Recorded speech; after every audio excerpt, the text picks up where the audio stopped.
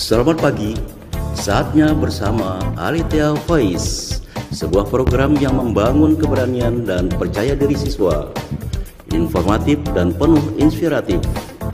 Ajang menyampaikan pendapat, kreasi, dan ekspresi, dipandu oleh Bapak Ibu Guru yang berkompetensi di bidangnya. Selamat mengikuti. Bersama Alethea, meraih prestasi gemilang.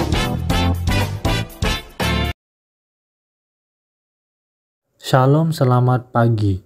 Saatnya bersama Alethea Voice, sebuah program yang membangun keberanian dan percaya diri siswa, informatif dan penuh inspiratif.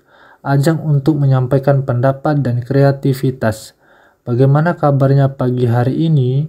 Semoga sehat dan penuh semangat ya. Pak Andri akan menemani kalian selama beberapa menit ke depan. Tentunya dalam program kesayangan kita, kreasi dan ekspresi. Kali ini peringatan Hari Pahlawan 10 November 2021 dengan jargon pahlawan di hatiku. Insinyur Soekarno dalam pidatonya menyampaikan, jangan sekali-kali meninggalkan sejarah, yang lebih dikenal dengan singkatan jas merah. Karenanya, kita tidak boleh meninggalkan atau melupakan jasa para pahlawan yang rela berkorban jiwa dan raga dalam memperjuangkan kemerdekaan Indonesia. Peringatan Hari Pahlawan penting untuk diperingati, agar generasi muda dapat mengerti dan memahami sejarah para pahlawan yang berjuang melawan penjajah. Walaupun sulit untuk sepenuhnya dihafal, tapi paling tidak kita dapat mengambil pelajaran dari sikap dan komitmen para pahlawan. Tanpa basa-basi, langsung saja kita akan dengarkan pemenang program membaca biografi pahlawan nasional yang akan disampaikan oleh siswa-siswi kelas 7B SMP Kristen Alethea Ampenan. Selamat mendengarkan. Shalom, selamat pagi. Saya Natalie Kesha Haryanto, kelas 7B, mau membacakan biografi pahlawan Basuki Rahmat. Jenderal Basuki Rahmat adalah seorang jenderal dan politikus Indonesia. Dia merupakan seorang pahlawan nasional Indonesia dan menjadi saksi penandatanganan Super Semar dokumen serah terima kekuasaan dari Presiden Soekarno kepada Jenderal Soeharto. Awal kehidupan Basuki Rahmat lahir pada 4 November 1921 di Tuban, Jawa Timur. Ayahnya, Raden Sunodiharjo Sudarsono, menjadi asisten seorang kepala daerah setempat.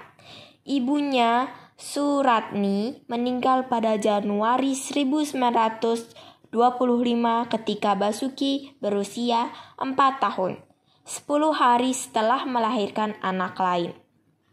Ketika ia berusia 7 tahun, Basuki dikirim ke sekolah dasar.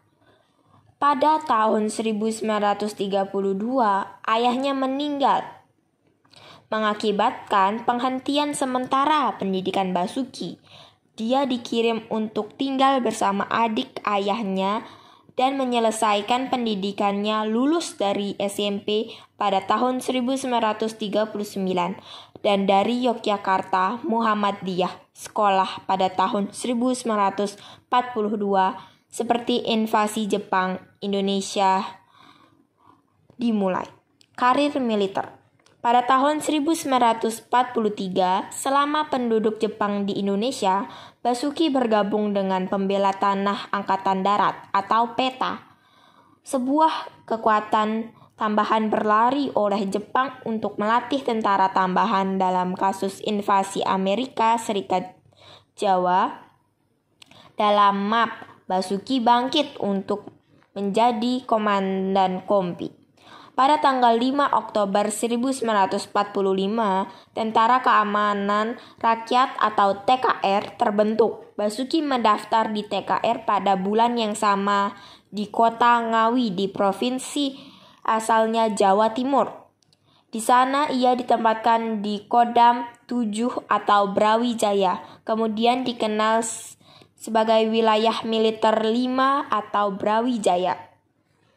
Sebelum menjadi militer, sebenarnya Basuki Muda ingin menjadi guru hingga meneruskan pendidikannya di Sekolah Guru Muhammadiyah Yogyakarta. Akan tetapi jalan hidup membuatnya mengikuti pendidikan pembela tanah air. Selepas pendidikan, Basuki ditempatkan di Pacitan dengan pangkat Sodanko atau komandan pelopor.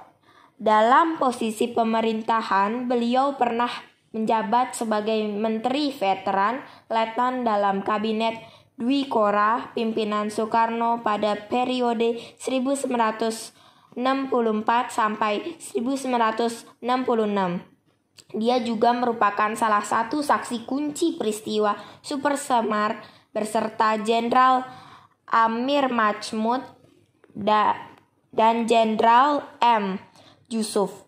Melalui Super Semar itu, terjadilah titik balik PKI yang sebelum mulai melancarkan tindak kekerasan, akhirnya bisa dihancurkan. Dalam memulihkan keadaan itu, jasa Basuki Rahmat sangat besar. Basuki tutup usia di Jakarta pada tanggal 8 Januari 1969 akibat penyakit jantung. Dia dimakamkan di Taman Makam Pahlawan Kalibata atas jasanya pada negara. Jenderal TNI Anumerta Basuki Rahmat diberi gelar pahlawan pada 9 Januari 1969. Terima kasih. Shalom. Wah, keren-keren ya kreativitas anak-anak dalam membaca biografinya. Anak-anak SKA memang hebat-hebat. Tanpa terasa, waktu yang disediakan telah habis. Itu berarti kita sudah berada di penghujung program, maka usai sudah tugas saya menemani kalian semua dalam program kreasi dan ekspresi.